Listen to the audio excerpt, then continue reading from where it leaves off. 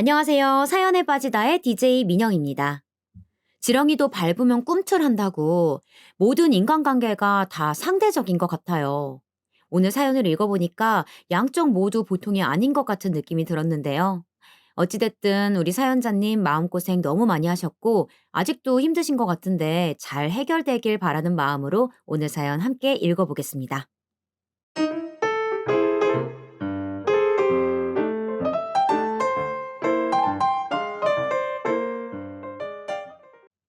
안녕하세요. 자식 키우면서 안 그래도 힘든 일이 너무 많은데 가족이 협조해주지 않고 괴롭히면 더 빨리 지치게 되는 것 같아요. 저는 조금 느린 아이를 키우고 있는 40대 엄마고 그러면서 가정을 지켜보겠다고 많은 노력을 해왔답니다. 근데 요즘은 모든 게 다 부질없게 느껴져서 그런지 다 짜증스럽고 헛되게 느껴지네요. 저의 감정을 여기에 대강 정리해 보려고 합니다. 제가 결혼을 한 것은 생각보다 참 무탈하게 했던 것 같아요. 같은 회사에서 만난 사람과 2년 정도 연애를 하다가 결혼을 했고, 남들은 반대니 뭐니 있었다고 하던데 그런 것 없이 쭉 가게 되었답니다. 그때에도 뭔가 이상하단 생각은 하지 않았어요. 단지 하나밖에 없는 시어머니가 본인 아들을 독립시키기 힘들어 한다는 것, 그 정도만 느꼈어요. 그것도 저랑 결혼한 제 남편에 대한 얘기가 아니라 바로 그 위의 형인 시숙 말이에요. 장남이니 그럴 수 있겠다 싶었지만 어쩜 저렇게 아들을 끼고 키우는지 이해가 안 되더군요. 우리 민기 정말 너무너무 착한 애야. 민기만한 애가 없어. 명기도 너무 착하고 우리 집 아들들이 전부 보배지 뭐. 처음엔 아들들을 무척 아끼시는구나 라고 생각했었어요. 그런데 어쩌다가 가끔 시댁에서 식사를 하거나 뭔가를 할 때면 어머님은 좀 기이할 정도로 큰아들에게 집착하시는 것 같은 모습을 보이시더라고요. 식사 마치고 물도 직접 가져다 주시고 그 나이 먹은 아들이 엄마랑 같이 살면서 다 먹고 치운 그릇을 설거지해 드릴 생각도 안 하는 거예요. 그렇다면 사회성은 어떠냐 하면 또 숫기가 없거나 그런 편도 아니에요. 말도 아주 유창하게 잘하고 외모도 꽤나 번지르르한 편이었죠. 그런데 왜 장가를 안 갔는지 우리 부부를 부러워하는지 모르겠어요. 가끔 아무렇지 않게 이런 말을 하더라고요. 재수씨, 주변에 좋은 사람 없어요? 나도 연기 보니까 슬슬 장가도 가고 싶고 그런데. 하여간 주변에 좋은 사람이 없다니까요. 여자도 같은 여자가 봐야 좋은 여자인지 아닌지 안다면서요. 나중에 좀 누구 소개시켜 주세요. 제 얼굴 볼 때마다 툭 하면 누굴 소개시켜 달란 말을 하도 하기에 처음엔 그런가 보다 했죠. 근데 이게 잦아지니까 저도 진짜 누구를 알아봐야 하나 했었어요. 마침 제 주변에 시집 안 간 친구가 몇몇 있긴 했어서 소개를 시켜줄 생각도 했었는데요. 남편이 고민하더니 말리는 거예요. 잠깐, 잠깐. 진짜 소개시켜 주려고? 우리 형한테? 누구를? 아니, 왜 소개시켜 주려고 그래? 당연히 친동생의 이런 반응에 저도 놀랄 수밖에 없잖아요. 그래서 왜 그러냐고 했었어요.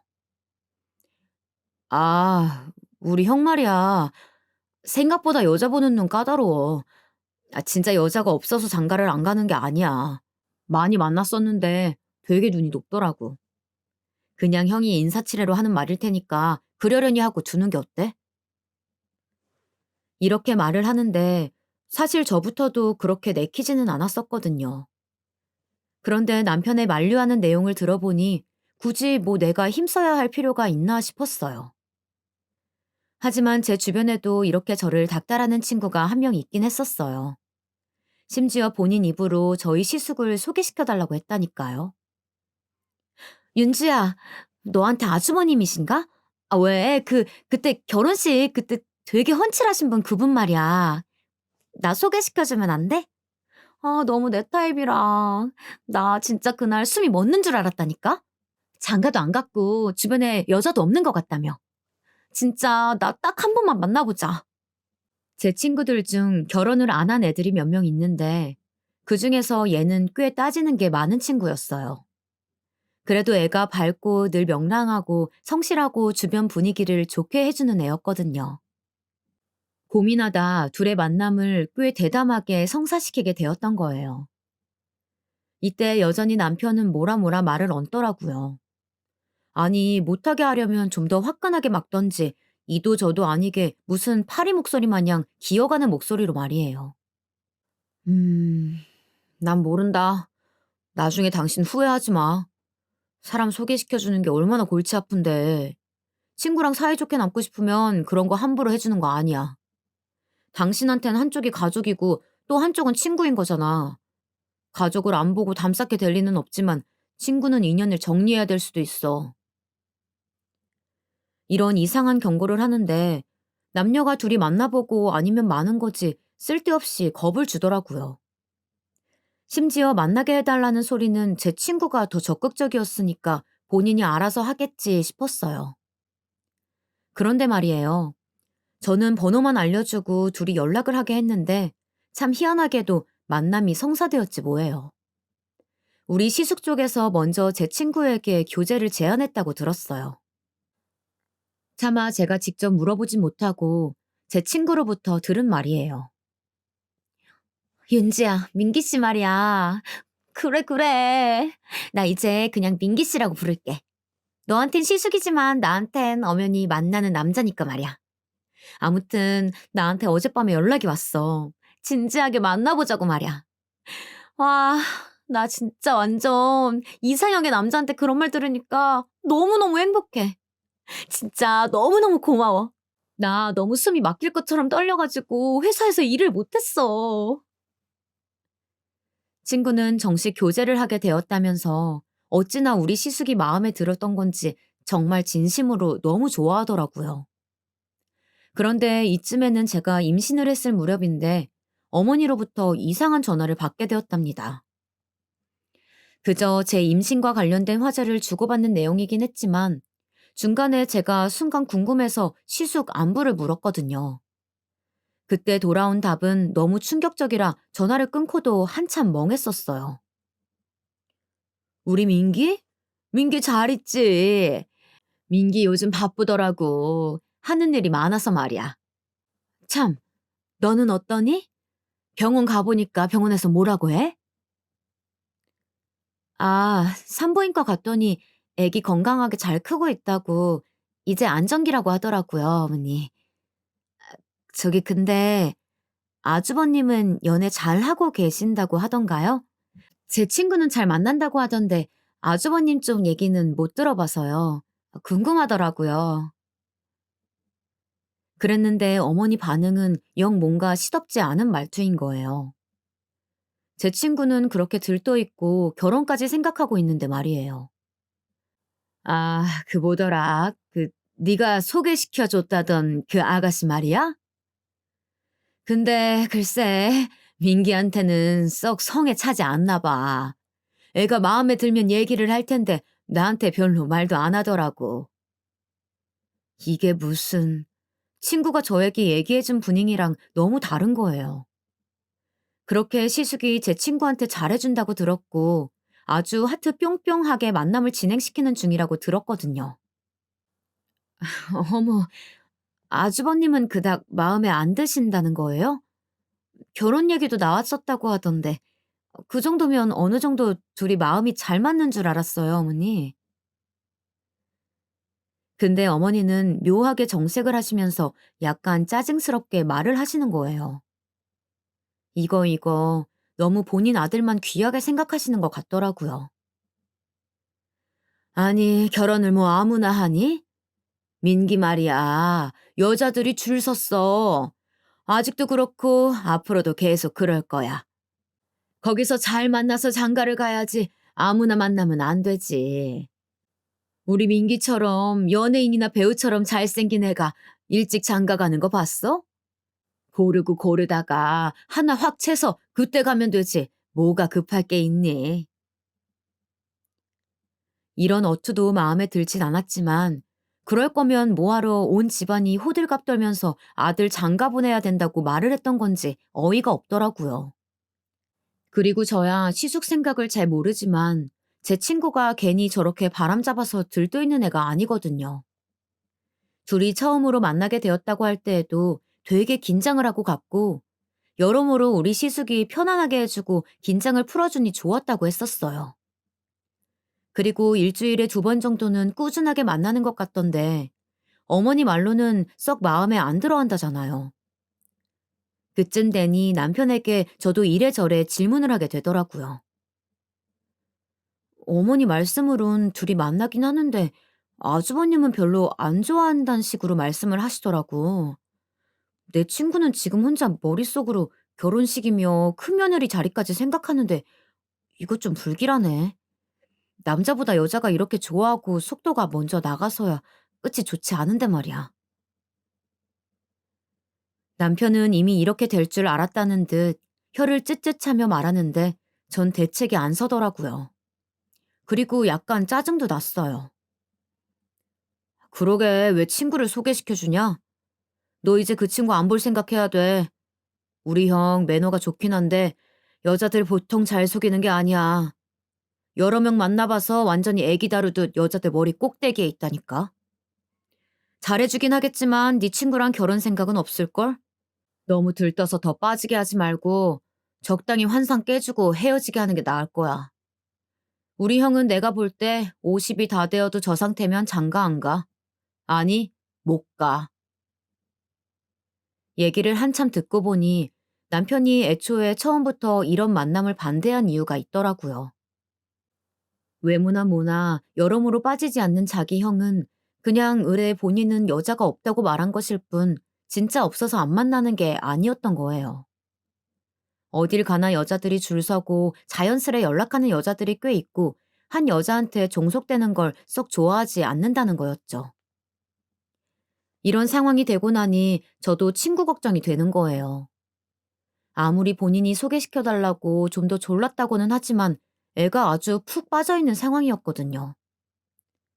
조금씩 정을 떼보라고 어떻게 말을 하나 싶던 차에 전 제 눈으로 충격적인 장면을 보게 되었어요.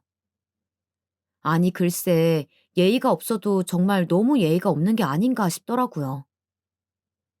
이날은 어머니가 저희 보고 저녁 먹으러 오라고 임산부 맛있는 거 해주신다고 하도 부르시기에 갔었거든요. 그리고 얼마 안 되어서 시숙도 왔는데 세상에 웬 여자를 데리고 온 거예요. 전 너무 어이가 없어서 말도 어버버 하면서 인사를 하게 되었답니다. 안녕하세요, 아주버님. 저기, 이분은 누구세요? 그랬더니 시숙은 표정 하나 변하지 않고 그 여자를 쓱 쳐다보더니 아무렇지 않게 이런 말을 하는 거예요. 아, 재수씨, 오랜만이에요. 저기 정윤아, 인사해. 우리 재수씨야. 그러자 그 여자는 아주 수줍은 얼굴로 저를 보며 인사를 하는데 제가 이 여자분 이름을 물어본 게 아니라 관계를 물어본 건데 너무 얼척이 없었어요. 잽싸게 어머니께 가서 시숙이 데려온 여자분이 누군지 물었더니 어머니는 국자로 간을 보시면서 아주 별일 아니라는 듯 말씀하시는 거예요. 아, 그 아가씨? 우리 민기 회사 여직원이야. 가끔씩 이렇게 따라다니면서 밥 먹으러 와. 민기도 그냥 데리고 다니고 말이야. 하지만 제가 볼 때에는 여자 쪽 눈빛이나 뭔가를 볼 때 평범하지 않았거든요. 앞만 봐도 시숙에게 마음을 두고 있는 눈치였어요. 그리고 시숙도 그렇지 뻔히 만나는 여자가 있는데 아무리 회사 여직원이라지만 자기 집까지 데려와서 가족들과 같이 밥을 먹이는 게 어딨냐고요. 제가 만약 여자친구인 상황이라면 이런 흐름이 너무 싫었을 것 같거든요. 게다가 먹는 내내 둘이 무슨 연인 사이인 양 그 여직원은 아주 살뜰하게 우리 시숙을 챙기고 난리도 아니더군요. 반찬을 놔주었다가 숟가락을 놔주었다가 물 떠다 주고 뭐 더 드시라고 아주 세상 그렇게 요란할 수가 없는 거예요. 상황이 이렇게 되니까 저는 점점 이런 시숙의 모습에 실망을 했고 뻔히 재수 씨가 소개시켜준 여자와 만나고 있으면서 제 앞에서 저렇게 여직원과 치대고 노는 꼴을 보고 있는 게 좀 웃겼어요. 그래서 나중에 집에 돌아와서 친구한테 비슷한 얘기를 했더니 얘는 적잖이 놀라더라고요. 윤주야, 그게 진짜야? 그날 민기 씨가 집에 회사 여직원을 데리고 갔다고? 나한테는 야근할 거라고 그날 못 만난다고 하던데. 게다가 그날 오후부터 계속 연락도 안 되고 다음날 오전에서야 겨우 전화를 받더라고. 이런 말을 들으니까 저는 괜히 움찔해서 더 친구를 말리고 싶더라고요. 그날 여자친구에겐 비밀로 하고 자기 여직원과 둘이서 놀고 있었던가 싶어서 더 불쾌해지고 얼른 친구가 우리 시숙에게 정을 떼길 바랬어요. 내가 아무리 멋모르고 시댁 식구가 되었다지만 뭐 이딴 남자가 있는지 슬슬 화가 났고 말이에요. 하여간 친구를 단념시키기에는 시간이 꽤 걸렸고 나름 얘가 사람한테 정을 주면 얼마나 깊이 빠지는지 알기에 빨리 빠져나오게 하도록 무진 애를 썼답니다. 저도 임신 중이고 신경 쓸 게 많은데 말이에요. 하여간 그래서 둘이 흐지부지 정리는 되었는데 이후 시숙의 행보를 보니까 정말 둘이 헤어지게 한 게 잘했지 뭐예요. 어머니가 명절 때 밤을 까면서 하시는 넋두리를 들어보니 애초에 이성 간 개념도 없는 이상한 남자더라고요. 솔직히 어머니가 그렇게 키웠다고 보는 게 맞는 것 같아서 진짜 이 모자는 문제가 많단 생각이 들었어요. 하여간 우리 민기는 여자들이 가만 놔두지를 않아서 큰일이야. 아니 어제는 웬 여자가 문을 두드리더니 꽃을 두고 가지 뭐야? 민기 좀 갖다 주라고. 저번에 민기가 말했던 같은 헬스장 다니는 이혼녀인 것 같아. 운동 같이 하는 사람이라고 하더라고. 하여간 이 녀석은 어쩌다가 저런 갑작스러운 여자까지 다 몰고 다니는지 몰라. 근데 어떻게 저렇게 잘났는 걸. 엄마인 내가 봐도 저 녀석은 보통 인물이 아니잖아. 내 자식이라서 하는 소리가 아니고 진짜로 말이야. 대충 얘기만 들어도 느낌이 오지 않나요? 여자에 대한 개념이 썩 좋지는 않다는 게 감으로 느껴지더라고요. 무슨 운동하러 다니는 헬스장에 오는 이혼녀랑도 친해져가지고 저렇게 호감을 주고받고 앉아있는 건가요? 제가 아는 여자만 해도 잠깐 썸을 탔던 제 친구에 동시에 만나는 듯 했던 회사 여직원에 그 짧은 사이에도 몇몇 왔다 갔다 한 여자들이 있었답니다. 반대로 형제인 우리 남편은 글쎄요. 저라고 뭐 남편과 아내가 된 사이라고는 해도 뭘 얼마나 알겠어요.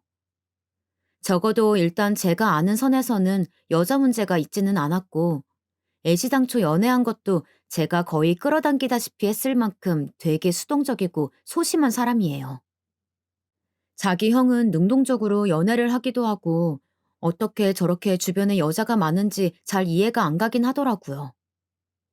암튼 저에게 여러모로 우리 시숙은 미운 털이 꽂혀 있었던지라 명절 때 마주쳐도 전 인사도 잘 안 했어요. 기껏 소개시켜줬더니 제 친구랑 어찌나 지저분하게 끝을 내놨던지. 막판에 친구가 울며 불며 저한테 하소연하고 보통 속을 썩인 게 아니었거든요. 그래서인지 마주쳐도 곱게 인사가 안 나왔어요. 그걸 바로 눈치채서는 아주 건들거리면서 인사를 하더라고요. 재수 씨 왔어요? 배 진짜 많이 나오셨네. 조만간 우리 조카 안아볼 수 있는 거죠?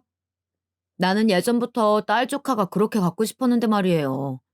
어째 남자 조카라고 하니까 칼싸움하고 놀아줄 준비부터 해야 할 것 같아요.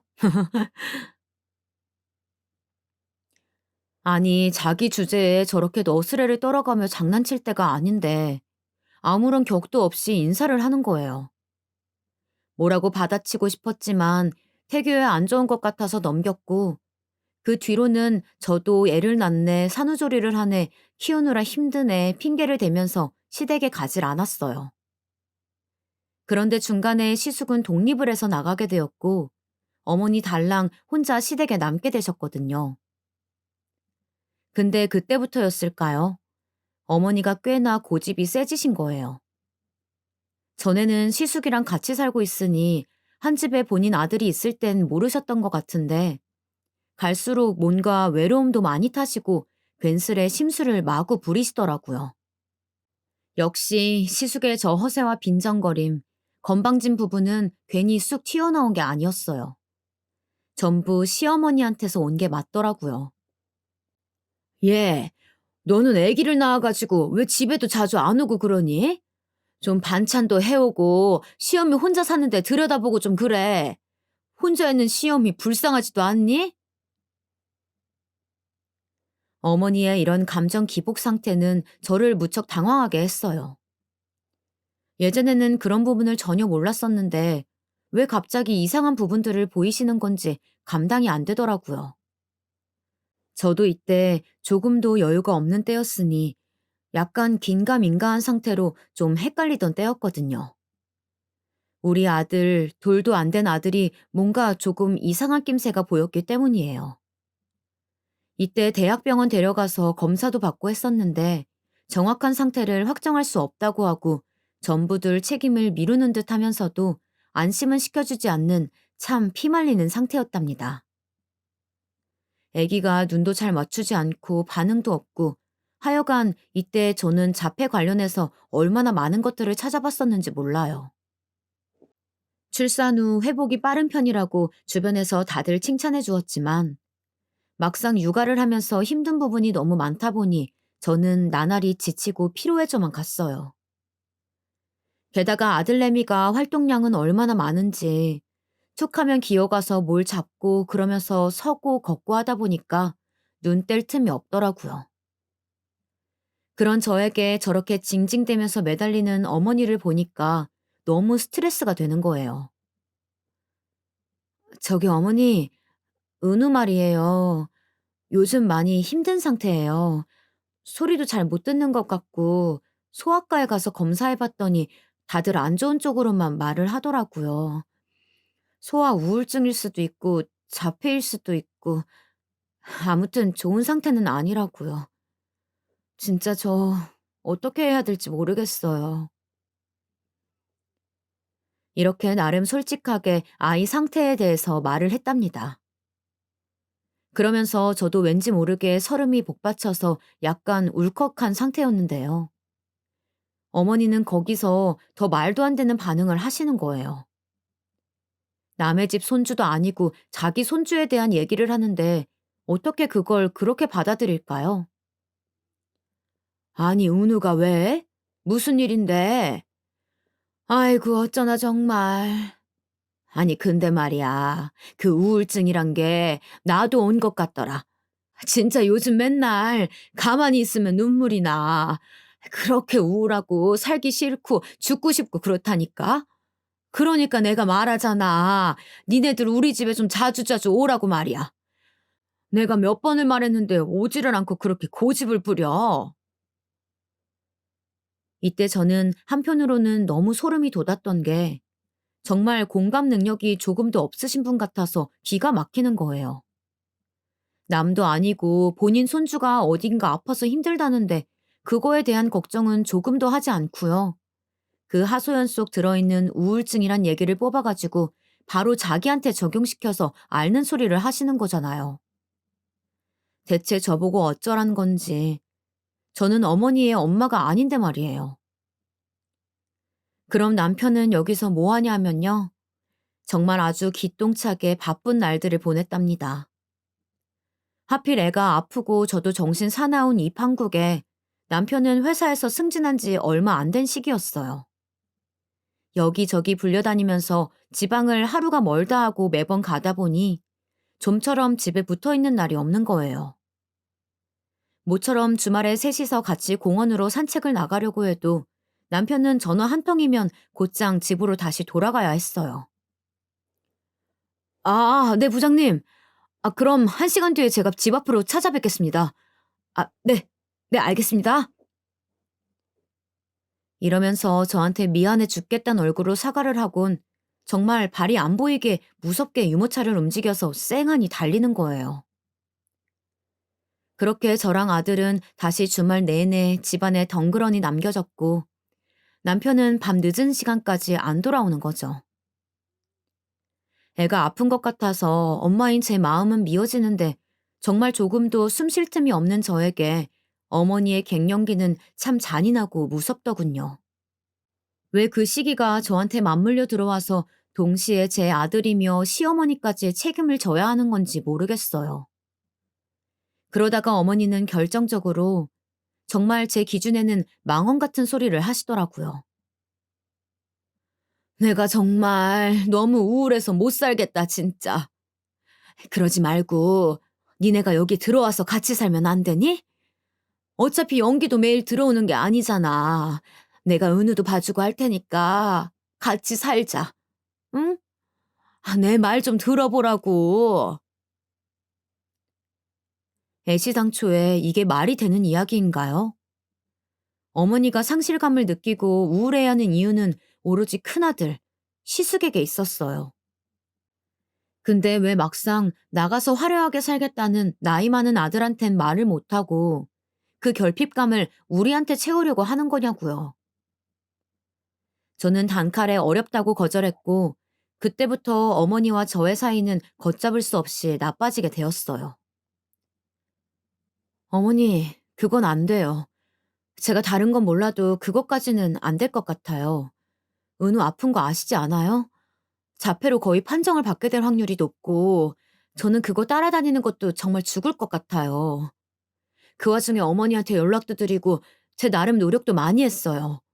근데 왜 그걸 저희가 다 짊어져야 하나요? 그냥 아주버님께 말씀하세요. 다시 들어오라고. 어머니는 이런 저의 말에 막상 본인 아들한테는 성질도 못 내면서 저는 엄청 만만하셨나 봐요. 아주 소리를 질러대고 울고 불고 하면서 그 모든 분을 다 저에게 쏟아내시는 거예요. 심지어 며칠이 지나 저는 시숙으로부터 이런 기가 막힌 전화까지 받아보게 되었어요. 재수 씨, 우리 어머니랑 사이가 지금 좀 어색하다면서요? 어쩌다가 그렇게까지 된 겁니까? 어머니 지금 좀 혼자 외로워하시는 것 같은데 말동무도 좀 하고 우리 조카도 보여드리면 그러면 어때서요? 우리 엄마가 그냥 들어오라고 한 것도 아니고 집 새로 사서 이사 갈 생각까지 하고 있었다고요. 그게 재수 씨랑 영기한테 그렇게 안 좋은 조건도 아니잖아요? 노인네한테 그렇게 야멸차게 굴 일 있어요? 진짜 보자 보자 하니까 이게 아주 번지르르하게 말만 그럴듯하게 하고 독립한답시고 나이 마흔이 넘어 자기 엄마한테 돈 꽤나 빌려서 나간 걸 제가 아는데 말이에요. 지 처신이나 잘할 것이지 뭘 우리한테 다 덮어씌우려는 건지 너무 화가 나더라고요. 아주버님, 아주버님 왜 뻔히 알면서 모르는 척 하세요? 어머님 지금 외롭다 어쩌다 하시는 거 전부 아주버님이랑 살다가 떨어지니까 그런 거 아니냐고요. 듣자 하니 뭐 제 형님 될 사람이랑 같이 사신다면서요. 그것도 엄청 어린 분이요. 결혼 허락은 못 받았고 같이 살긴 해야겠고 그래서 집 얻어서 나가신 거 아니에요? 그런 사정은 그냥 아주버님과 어머님의 관계지 왜 이게 저희한테 떠넘겨지는 거예요? 애도 아프고 하다 보니까 저는 정말 눈에 뵈는 게 없이 따발총처럼 말을 쏴대게 되더라고요. 대체 어쩌라는 건지 지 주제를 알고 덤벼야지 싶었어요. 내가 자식도 낳았고 심지어 그 자식도 정상인 상태가 아니라 느리다는 판정을 받고 저 역시 제정신이 아니었어요. 그런데 어디 허울 좋게 지금 자기 엄마를 저한테 떠넘겨서 모시게 하려는 수작이냐고요. 시숙은 자기 아킬레스건 같은 개인사를 찔려서 열이 받았는지 저랑 알게 된 일에 처음으로 소리를 질렀어요. 옆에서 불안해하던 남편이 놀라서 전화를 뺐을 정도로 말이에요. 재수씨, 지금 말 다 했어요? 야, 이거 진짜 봐주고 있자니까 위아래가 없네. 무슨 입만 달면 말 다 해도 되는 거예요? 내가 누구랑 살건 뭘 하건 어떻게 하건 재수씨가 뭔 상관인데? 우리 어머니 얘기하는데 그런 가타부타한 내 사정이 왜 나오냐고요? 그런 얘기는 누구한테 들었어? 연기한테 들었어요? 정말 싸움이 불 번지듯 커지면서 남편이 제압을 한답시고 뺏었고 받아서 자기가 얘기한 건 아니고 엄마한테 들은 모양이다 하면서 아주 진땀을 빼더라고요. 자기 딴에는 나름 형을 어려워하는 구석이 있어서 그런지 엄청나게 쩔쩔매는 게 느껴졌어요. 그러면서 시숙은 저에게 이날 정말 해서는 안 될 만큼 아주 끔찍한 말을 해버리고 말았어요. 지금 이 순간까지도, 아니 저는 평생토록 시숙을 용서할 생각이 없습니다. 그때 들었던 말은 여기에 적어서 모두의 공분을 사게 할 용의도 있긴 하지만요. 몇 번이나 고민하고 적었다 지웠다가 결국 지웠습니다. 남한테 말 한마디 하고 끝나고 사라지는 게 아니라 어찌되었건 기록으로 남으니까요. 그리고 그걸 다시 적고 쓰면서 제 자신이 또 한 번 상처를 받을 것 같아서 그만하기로 했어요. 일단 대략적인 힌트를 남겨두자면 자폐 증상을 갖고 있는 제 아들에 대해 모든 걸 제 탓으로 돌리는 아주 상스러운 말을 했습니다. 우리 남편은 상황이 이쯤으로 치달은 데다가 그 모든 말이 오가는 정황을 자기 눈으로 보고 들었어요. 보통의 남편들이라면 이럴 때 어떻게 했을까요? 저는 그게 너무 궁금하더라고요. 왜냐면 이날 남편의 행동은 정말 너무나 마음에 들지 않았고 시숙의 저 밑도 끝도 없는 멍청한 폭언 이상으로 절 실망스럽게 했어요. 저기, 좀 진정해 당신. 아니 왜 이렇게 싸움을 크게 만들어? 어머니부터 시작해서 왜 형한테까지 불이 붙냐고. 형 성격 장난 아니라고 내가 전부터 얘기했잖아. 하하호호 웃으면서 말은 하지만 속을 알 수가 없다니까. 나도 형 어렵단 말이야. 무슨 말인지 알겠어? 나이 차이 3살밖에 안 나지만 어릴 때 형한테 많이 맞고 자랐어. 솔직히 아직도 어려워. 그러니까 최대한 형이랑 부딪히지 말랬는데 대체 왜 이래? 이러니 제가 화가 날까요, 안 날까요? 지금 길 가다가 뒤통수 얻어맞고 땅에 쓰러진 사람한테 왜 하필 그 시간에 걸어 다니다가 얻어맞냐고 야단치는 거나 마찬가지 아닌가요? 남편은 우울증을 호소하며 객기 부리는 본인 어머니나 저한테 끔찍한 망언과 어머니 덤태기까지 씌우려고 했던 본인 형에 대해선 특별한 비난이 없었어요. 그러면서 끝에 덧붙이는 말은 정말이지 너무나 가관이어서 저를 기함하게 만들었는데요. 그 말인즉슨 이렇습니다. 솔직히 말이야. 나도 그렇게 따지면 당신한테 불만이 없는 거 아니라고. 꼭 그렇게 우리 가족 모두와 불화를 만들어서 이렇게 힘들게 만들어야겠어? 당신만 참고 있는 거 아니고 나도 얼마나 참고 있는지 아냐고. 이러니 저도 어이가 없어서 물었어요. 대체 뭘 그렇게 참았냐고 말이에요. 아, 진짜 내가 말 안 하려고 했어. 당신도 은호 때문에 힘들어 보이니까 말이야. 근데 있잖아. 당신 해도 정말 너무해. 내가 이렇게 바쁘고 힘들게 일하고 들어오는 거 알지? 주말에도 나가서 처자식 먹여 살리겠다고 일하는 거 알지 않냐고.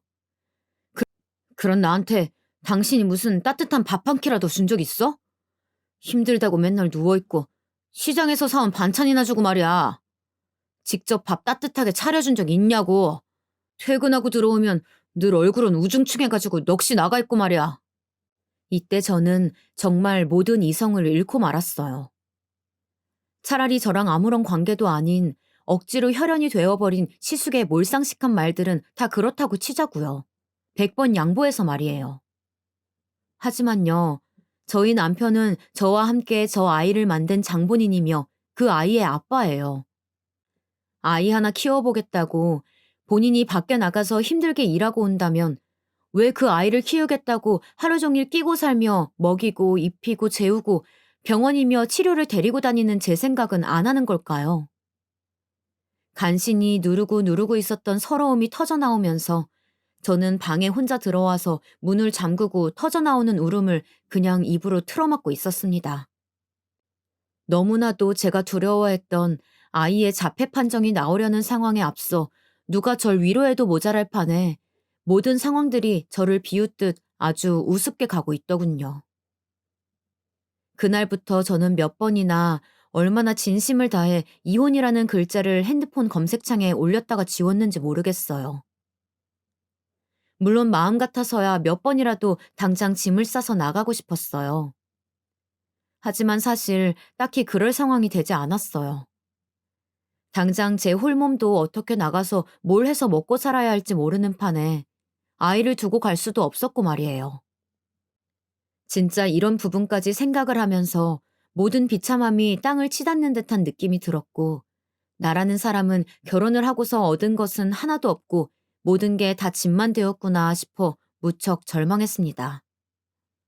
어떤 날은 저 역시 너무 우울해져서 정말 어머니의 그 망한 우울증이 저에게 전이 되기라도 한 건지 여러 번 나쁜 생각도 했다가 길을 걷다 울기도 하고 제정신을 차릴 수가 없더라고요.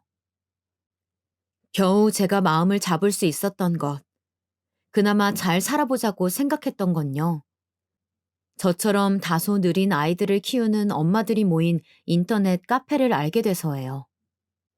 거기 가입해서 둘러보니 저랑 비슷한 사람, 저보다 더 힘든 사람, 저보다 나은 사람 등 아주 많은 사연들을 갖고 살고 있더라고요.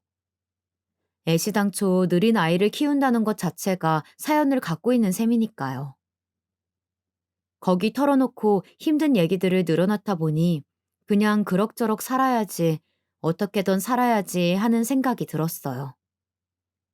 적어도 이 애를 키우는 동안은 내가 나 살고 싶은 대로 숨 쉬고 어쩌고 할 수가 없겠단 마음이었고요. 그래서 어느 정도는 마음을 비웠달까. 남편에 대한 남아있던 기대도 접고 그냥 아이를 키우는 동반자 정도로만 생각하기로 했어요. 물론 당연히 그런 걸 내색하진 않았고요. 정말 억울하고 어쩌고 해도 저에게 딱히 능력이 없으니 어쩌겠어요. 나가서 이 아이랑 둘이 살기에 저에겐 경제력이 없고 뭣도 없었으니까요. 그런 와중에 어머니는 슬슬 연락을 해오기 시작했고, 저도 하는 수 없이 그냥 받기로 했어요. 그 난리를 쳐놓고도 약간 간을 보더니 제가 조금씩 전화를 받아주기 시작하니까 또 만만하다고 생각했나 봐요.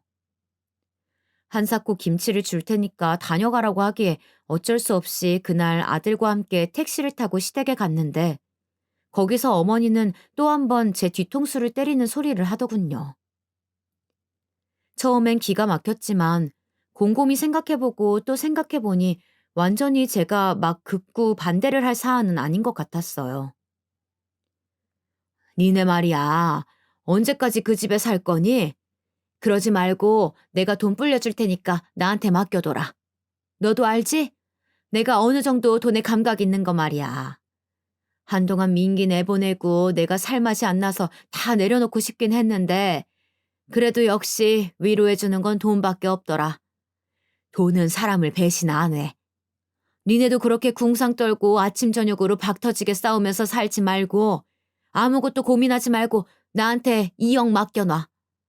은우 키우려면 앞으로 돈 더 많이 들 게다. 그거 다 연기 월급으로 감당할 수 있겠어? 아주 택도 없어. 니들끼리는 절대 못 살아남고 있는 거라도 재테크해서 불려야지. 자신 없으면 나한테 맡겨. 처음엔 저도 돈 맡기라는 소리에 화가 나서 반박하려다가 구구절절 듣다 보니까 그렇게 틀린 말은 아니더라고요. 어머니가 돈 불리는데 재간이 있다는 것은 예전에 연애할 때에도 남편에게 들었던 얘기고, 어머니는 본인 남편 일찍 보내고 그만한 집에 살며 또 아들 하나는 집을 사주고 또 하나는 독립시켜서 내보낼 정도로 여유가 있는 편이었어요. 하지만 무조건 다 대주진 않을 거고 니들도 니네 경제력은 알아서 기를 수 있도록 하라는 입장이었죠. 제가 그런 부분에선 어머니를 어느 정도 신뢰하는 부분이 있기는 했었어요. 그래서 한참을 고민하다가 어쨌든 이 돈이 모두 누군가에게 쏠려있는 재산도 아니기에 그냥 결정을 하게 된 거죠. 남편에게도 고민 끝에 의논을 했더니 조금도 망설이지 않고 대답을 하더군요. 잘 됐네. 남들은 우리 어머니한테 와서 어디 투자해야 되냐고 묻기도 해. 그런데 우리들은 자식이랍시고 어머니가 알아서 정보를 주려는 데다가 저렇게 알아서 해주신대잖아. 얼마나 다행이냐? 아휴, 말이 나왔으니까 하는 말이지만 말이야. 우리 어머니 같은 분 어디 있어? 이렇게 자식처럼 생각해서 해주겠다는데 너도 이제 불만 좀 작작 토로해. 남편은 이렇게 굳이 하지 않아도 될 말까지 하면서 저를 가르치려 들길래 그냥 말을 잘라버렸어요. 어찌되었건 부부가 상의해서 이 부분이 뜻이 맞았으니 그 돈을 어머니께 맡겨두도록 했어요. 하지만 이 일은 아주 거센 풍파를 만들어내고 뒤이어 정말 감당할 수 없는 가정의 파괴를 끌어내게 되었어요. 지금 이 사연을 쓰고 있는 제 입장을 만들어내기까지 시간이 그리 오래 걸리지 않았답니다. 이때 생각해보면 아무리 이때의 흐름을 제가 여기 적으면서 되짚어봐도 이해가 안 되는 구석이 있어요. 제가 많이 힘들고 넋이 나가 있긴 했던 건지 아니면 적어도 어머니가 어지간히 돈에 있어서 신뢰도가 있긴 했던 건지 잘 이해가 안 된다는 겁니다. 그렇지 않으면 왜 그 돈을 턱 맡겨서 남 좋은 일이나 시키도록 냅뒀던 걸까요? 일단은 맡겨둔 상태로 그렇게 시간이 흐르긴 했지만 저도 가끔 느린 아이들을 키우는 커뮤니티 엄마들이 주는 정보들을 보다 보니 교육 환경이나 인프라 등 많은 생각들이 드는 거예요. 일찍이 이사를 하는 게 낫지 않을까 싶고 갑자기 결정할 게 너무 많아지더군요. 어릴 때일수록 판단을 빨리 해야 할 것 같아서 어머니께 연락을 했어요. 그런데 반응이 좀 이상한 거예요. 어머니, 제가 주변 엄마들한테 물어보니까 은우 키우기에는 아무래도 이쪽 동네는 아닌 것 같아서요. 어머니도 몇 번 여기 와보셔서 아시겠지만 학군도 좋지 않고 치안도 썩 훌륭하진 않으니까요. 어린이집부터 시작해서 전 한 번에 초등학교까지 같은 동네에서 연계를 시키고 싶은데 좀 더 건너 동네로 이사하는 게 좋을 것 같은데요. 혹시 어머니 그때 저희가 맡겨드린 자금은 지금 뭔가 하고 계신 거예요? 아니면 그냥 저희 다시 그거 물리고 이사 자금으로 좀 보탤까 해서요. 전 마음이 아주 분주한 상태였고 빠르게 대답이 나와야 하는데 어째 어머니가 민기적 말씀을 하시는 거예요. 어, 그게 아니 무슨 이사를 간다고 그래. 지금 사는 데에서 뭐 그렇게 틀릴 것 같다고 유난을 떠니? 별거 없어. 그런 거 이사 안 다녀도 난 우리 민기랑 연기 잘만 키웠어. 오누도 네가 좀만 더 신경 쓰면 된다. 쓸데없는 생각 말고 그냥 살아.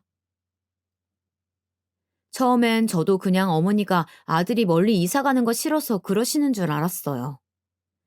그런데 제 딴에는 나름 이런저런 계획을 세우다 보니 빨리 돈의 흐름에 대해서 파악이 되어야 했거든요. 그래서 돈에 대해서 깊게 들어가서 여쭤봤는데 어머니는 자꾸 벌컥 화를 냈다가 어쨌다가 말을 자꾸 얼버무리시는 거예요. 아이고, 내가 어련히 알아서 하겠니? 알아서 굴리고 있다니까. 그리고 돈이 어디 뭐 넣어놓으면 며칠 지나서 땡하고 불려서 나오디? 시간을 들여야 하는 거야. 나도 알아보고 여기저기 돌리고 하느라 아주 정신없어 죽겠어. 하여간 전화 끊어. 이렇게 벅벅 화를 내시는 모습을 보니 왜 이게 제가 야단을 맞아야 할 일인지 모르겠는 거예요. 처음부터 아들 부분의 재정에 참견하시면서 본인이 맡아주겠다고 가져가 놓으시고선 진행 여부 하나 못 물어보는 건가요? 얼떨결에 전화를 끊긴 했지만 정말 왠지 모를 뒤숭숭한 불안한 마음이 들더라고요. 설마 혹시 돈이 뭔가 잘못된 건 아니겠지 하는 별 생각이 다 들어오기 시작했어요. 그러면서 급기야는 왜 내가 이렇게 맡겨놓고 무슨 죄인인 양 질문조차 못하고 이게 뭔가 싶어 하루하루 옥죄듯 답답하더라고요. 쎄하다고 느꼈던 시기에 몇 번이나 전화를 했지만 어머니는 전화를 받지 않으시는 거예요. 나중에 남편을 시켜서 전화를 걸어대도 자꾸 바쁘다는 둥 끊어버리시고 제가 이 문제를 갖고 남편에게 논했지만 대수롭지 않다는 듯 받아치더군요. 어머니도 바쁜가 보지 뭐. 대체 뭐가 문제야? 왜 나까지 시켜서 전화를 해보라고 그래? 당신도 진짜 너무 피곤해. 이처럼 무엇 하나 해결된 것 없이 상황이 갑갑하게 흘러가다 보니 그대로 넘기기엔 저도 참 머리가 아프더라고요. 그리고 인생은 왜 대체로 나쁜 예감이 거의 들어맞아가는 건지 모르겠어요. 뭘 어쩌는 게 좋을까 싶어서 한참 고민을 하던 차에 순간적으로 저는 아주 불길한 마음이 훅 들어왔어요. 혹시나 정말 만약에 어머니가 이 돈을 잃는다든지 아니면 뭔가 잘못된다면 그땐 어쩌지? 이런 생각이 드는 거예요. 이렇게 계속 방황하던 중에 정말 돈 얼마 맡겨두고 정신병에 걸릴 지경이더라고요. 못 참고 저는 결국 날을 잡아서 어머니와 직접 만나려고 찾아갔어요. 이래저래 들릴 때가 많았지만 이렇게 약속도 없이 불쑥 찾아든 절 보더니 좀 당황하시더군요. 평소에 어머니와 저의 관계였다면 특별할 일도 아닐 것을 얼마간 본인이 뭐가 그렇게 찔리는지 전화를 피했었잖아요. 집까지 찾아온 절 보고 아주 적잖이 놀라신 듯 했어요. 아니, 연락도 없이 무슨 일이니? 저기, 내가 나가 있으면 어쩌려고 이렇게 불쑥. 이때 저는 더 길게 말하지 않고 어머니에게 곧장 물었어요. 조금도 딴 데로 얘기를 방향을 바꾼다든지 윽박지르며 넘길 수 없도록 현관에 서서 말이에요. 어머니, 저희 돈 그냥 주세요. 투자하는 거 다 그냥 나중에 하시고 지금 당장 이사 자금으로 필요하니까 다시 붙여주세요. 그 돈 저희가 알아서 할게요. 네? 아주 단호한 표정으로 제가 어머니 눈을 보면서 마치 뭔가 불살라버릴 듯 빤히 쳐다보면서 말을 하니 어머니는 움찔하시는 것 같더라고요. 그런 반응조차가 불길한 결과를 말하는 것 같아서 전 가슴이 콩닥거리기 시작했고 불행히도 그 예상은 맞아떨어지고 말았어요. 이때 어머니는 완전히 쥐구멍 들어가는 목소리로 몇 번이나 되물어야 했던 그 말 같지도 않은 얘기를 늘어놓으셨거든요. 아, 저기, 그게 말이야. 니네 지금 당장 안 쓸 거니까. 이런 서두로 시작한 얘기는 결국 끝으로 가서 시숙이 지금 살고 있는 그 동거녀와 함께하는 치킨집 프랜차이즈에 자금으로 들어가게 되었다. 이런 저질 막장 소설에도 안 쓰일 법한 결론으로 끝나게 되었어요. 귀로 듣고도 믿을 수가 없어서 저는 현관 벽을 잡고 잠깐 어질어질한 상태로 있었고 진짜로 귀에서 이명도 들리고 맨정신으로 서 있기 힘들었어요. 어머니는 그렇게 말을 하시더니 이러고 나가버리시는 거예요. 아이고, 저기 앞에 떡집 좀 다녀와야 하는데.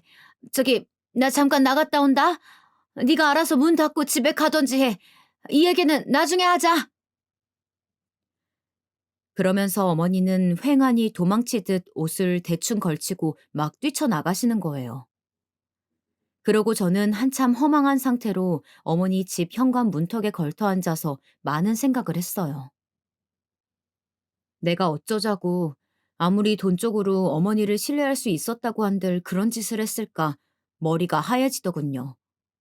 기분 탓으로는 이미 머리가 하얗게 새어버린 듯한 느낌이 들었어요. 한 3-4시간쯤이 되었고 시간이 그리 지나도록 어머니는 집에 들어오지 않더군요. 그러고 좀 더 지나서 어두운 밤이 되어 어머니는 집에 들어오셨어요. 현관문 비밀번호를 누르면서 열리는 소리가 들렸고 센서 등이 확 켜지면서 어머니는 현관에 아직도 웅크리고 있던 저를 발견하고 거의 기절 직전까지 가시더군요. 뭐야? 너 왜 아직도 안 가고 있었어? 어머니는 손에 들고 현관을 들어서던 와중에 장바구니를 놓쳐버리는 바람에 귤이 온 바닥에 뒹굴었고 아마 몇 개는 터졌을 것이 분명해 보였어요. 전 멀뚱하니 서서 계속 입에 물고 있었던 그 말을 간신히 뱉었어요. 어머니, 왜 그러셨어요? 어떻게 그 돈을, 저희 돈을, 돈이 없는 분도 아니면서 그걸 어떻게 아주버님께 주셨어요?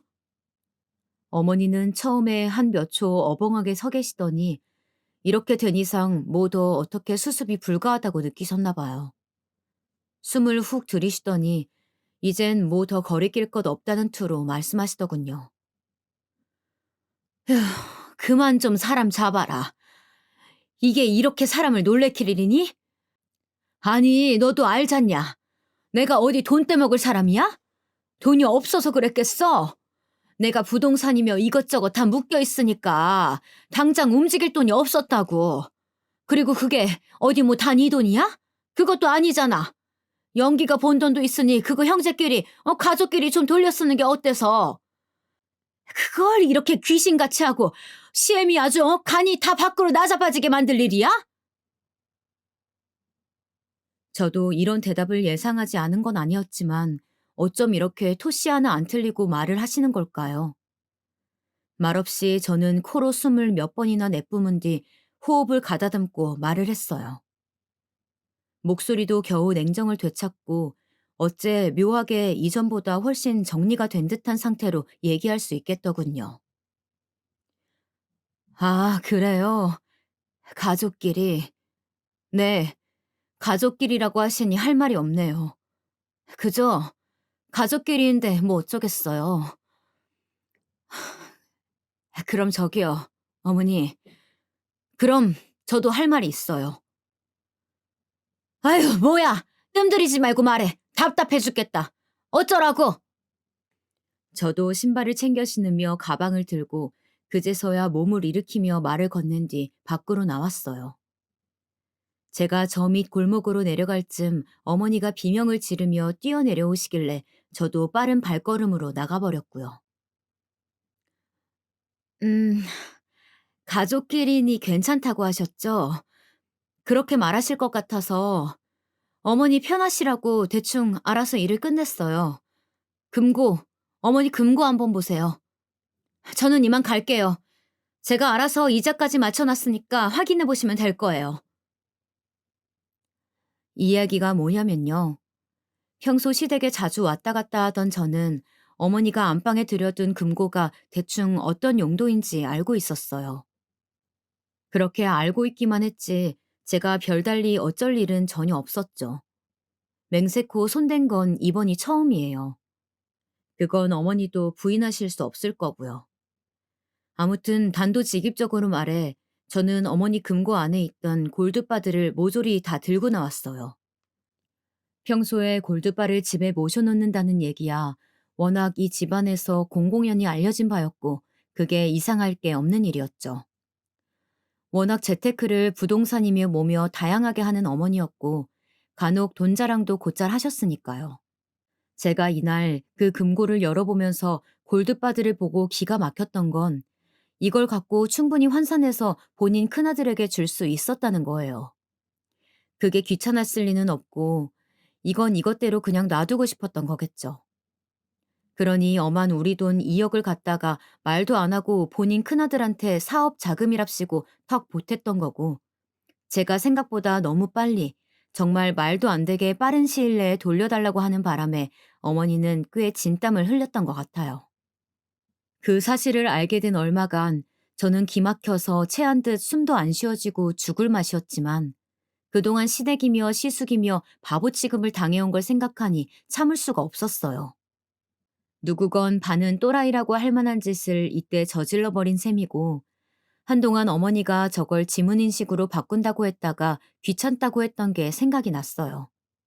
혹시나 해서 대강 짐작되는 비밀번호를 눌러보니 되더라고요. 그리하여 저는 딱 우리한테 준 금액에 맞게 혹시 몰라서 시세도 정확하지 않으니 얼마 더 챙겨서 그렇게 나왔어요. 그러고 나오는 길 어머니는 쫓아와서 저에게 신발을 집어던지며 도둑년 잡으라고 고래고래 길에서 소리를 지르시더군요. 저는 그 길로 택시에 타려다가 멈춰서서 좋다, 싸워보잔 기세로 험악하게 따지기 시작했어요. 사지 멀쩡한 큰아들한테 작은아들이 맡긴 피 같은 돈을 그냥 줘버려 놓고 뭐가 어쩌고 어째요? 어차피 어머니 그때 차용증서 쓰셨잖아요. 명목은 그렇게 가져가서 맡아준다고 했지만 어쨌건 빌려가는 거라고 정확히 하자고 차용증서 쓰자고 한 게 누군가요? 그때 그렇게 확신 줄 것처럼 말해놓고 왜 뒷일은 이렇게 흐지부지 하시는 건데요? 뭐 도둑년이요? 경찰 불러보실래요 그럼? 제가 역으로 소리를 지르며 따지고 들자 어머니는 벌건 눈을 하고 있다가 약간은 움츠러드는 기세더군요. 전 계속해서 핏대를 세우며 마구 고함을 질러댔어요. 이 얘기가 끝까지 가게 된 이상 결국 어머니 본인 무덤 파는 격이라는 것을 잔머리 잘 돌아가는 분이라 그런지 제대로 알아들으시더군요. 딱 거기 써둔 돈만큼 챙겼고 이자 좀 보태서 갖고 나왔어요. 왜요? 어머니 이렇게 안 하면 곧 죽어도 안 줄 거 아니에요. 이게 어디 영기 씨 어머니 아들만 피땀 흘려서 모은 돈이에요? 시집 올 때 제가 갖고 온 것도 있고 둘이 상의해서 어머니 손주 잘 키워보겠다고 갖고 있던 돈이라고요.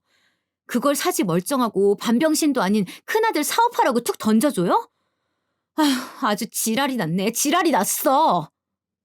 이쯤 되어 목소리가 하도 커지니 골목을 지나가는 사람들도 멀찌감치 서서 쳐다보고 어머니는 그제서 뭔가 창피하다는 걸 느꼈는지 주변을 연신 둘러보면서 눈빛이 아주 불안해지더군요. 가족끼리요? 그놈의 가족끼리? 그렇게 고가워 죽겠으면 어디 뭐라도 해보세요. 저 아무리 생각해도 이런 그지 같은 일 터진 게 용서가 안 돼요. 가족이란 이름하에 이딴 거지 같은 상황을 견뎌야 되는 거면 저도 이 판 사판이에요. 이혼할 거예요. 그리고 소송하세요. 법으로 뭘 걸든지 뭐든 해보시라고요. 뭐 도둑요? 애초에 누가 도둑인데 지금 그딴 소리를 짓거리고 있어요? 얘기하다 보니까 진짜 이건 너무 우습지도 않은 싸움인 거예요. 자기 그 예뻐 죽겠는 큰아들 사업 떼쓰는 거 받아주겠다고 아픈 손주 돌보느라 작은 아들네가 준비해둔 돈은 덥석 가져다 준 이 미친 노인네를 보니 나 역시 내 아픈 아들을 생각하니까 진짜 못 참겠더라고요. 이거 갖고 시비 걸 거면 더 걸어봐라.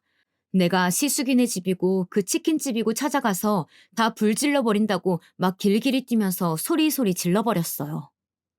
결국 그리하여 어머니는 그 돈에 대해선 찍소리를 하지 못했지만 미친 노인네 딴엔 아주 분해서 죽을 것 같은지 아들 둘을 사주에다가 전혀 가만두지 말라며 아주 욕을 했나 봐요. 시숙이며 제 남편이며 쌍으로 돌아가면서 저에게 전화를 걸어 저주의 말들을 퍼부어 대더군요.